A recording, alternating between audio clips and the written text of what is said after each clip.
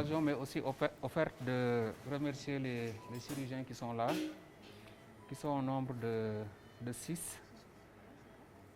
mais également le personnel paramédical avec les infirmiers du bloc opératoire, sans qui nous ne saurions réaliser cette intervention.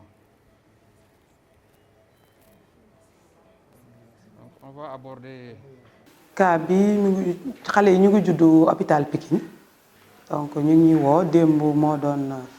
weer ak fukki fan ak juróom-ñett depuis ñu juddu hôpital Pikine ñu ngi juddu par césarienne judduwuñu naturellement mën nañ comprendre li tax léegi buñ juddoo waa hôpital Pikine dañuy woo pédiatre yi pour envoyer ñu cas boobu du cas yu fréquent lu rare la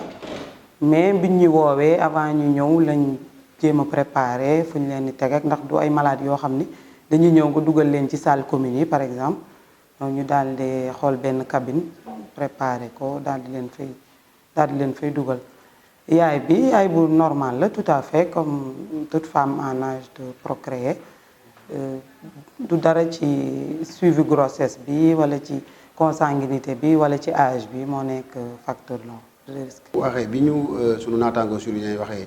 ne ñëw xool xale yi parce que xool ndax dañ mën a opérer yooyu ñun bi ñëwee xool leen ak sunu naataangoo yi ñuy wax pédiatrie néonatologie dañ leen évaluer gis ne xale yi mën nañ leen jox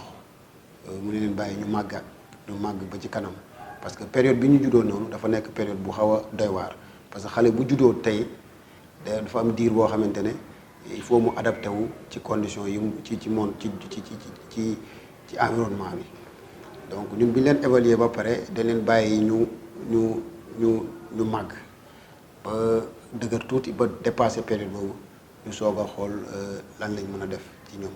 entre temps nag comme ni ko chirurgien sama naataango chirurgien waxee léegi def nañ scanner yi def nañ bilan yi analyse yëpp ba saytu seen yaram xool liñ bokk ak liñ bokkul ñu nit ñu xool yeeg yooyu yëpp xool risque li ñu mën a fekk ci intervention bi ak li ñu ci mënul fekk. waaw xale yi nag bi ñu leen gisee ñu nekk ñaar yu collé ñun sunu stratégie sunu plan moo nekkoon nan la ñuy def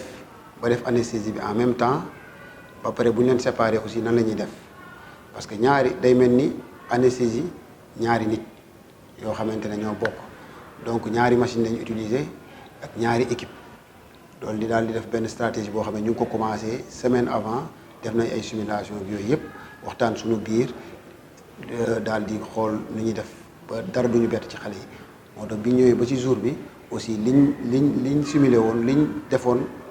avant moom lañ répété rek mu leer après on n'a pas eu de problème. ñoom risque yi ñu présenté woon d'après li ñu amoon comme information ci scanner bi c'était plutôt reste bi donc risque hémorragique maanaam nàcc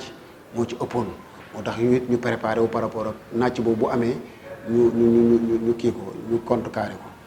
donc loolu nag ci lañ utee deret ak yépp li ko war pour faire face à ça. waaw xam nga nag opération mën nga dem ci benn stratégie après leneen amaat mais ñun suñu rôle mooy ñu adapté wu bi ñu demee ci intervention bi li ñu prévoir woon yépp am na moo tax it ñun aussi dañu préparé woon ba li ñu prévoir yu bi amee itam ñu saafara ko donc nàcc amoon na saafara nañ ko parce que may nañ xale yi di deret. amoon na ay quelques problèmes yoo xamante ni nii bu def c'est fréquent ci anesthésie pédiatrique yooyu yëpp ñun tàmm nañ di ko def donc andi woon nañ ci saafara. xale yi nag ñoom dañoo bokkoon comme dañoo bokkoon ñun dañ leen boole rek def leen benn poids mais ci biir anesthésie bi dañ leen séparé ku si nekk ñu jox la sa dose parce que amoon nañu information comme quoi que ne ñoom ñaar bokkuñu sidit comme bokkuñu sidit rek day mel ni aussi ñaari nit yu bokk. donc ñun noonu la leen jàppee te loolu moo am parce que bi ñu dugalee suñu drogue yi rek kenn moo nelaw keneen nelawul alors que bu ñu bokkoon sidit boo nelawalee keneen rek keneen automatiquement day nelaw parce que drogue bi de médicament bi day jàll ci moom. li tax mu gën a réussir mooy stratégie bi ñu définir avant ñu jubli ci opération bi qui a pris beaucoup de temps boo xoolee moo ëpp fuuf que même intervention ñun temps bi ñu ci def ak temps bi ci suñu naataangoo chirurgien yi def temps bi ñu toog di réfléchir di xalaat li ñuy def moo ëpp fuuf. donc li réussite bi mu ngi commencé foofu ci collaboration bi entre suñu naataango chirurgiens yi ak pédiatrie yeeg yëpp loolu mooy réussite bi.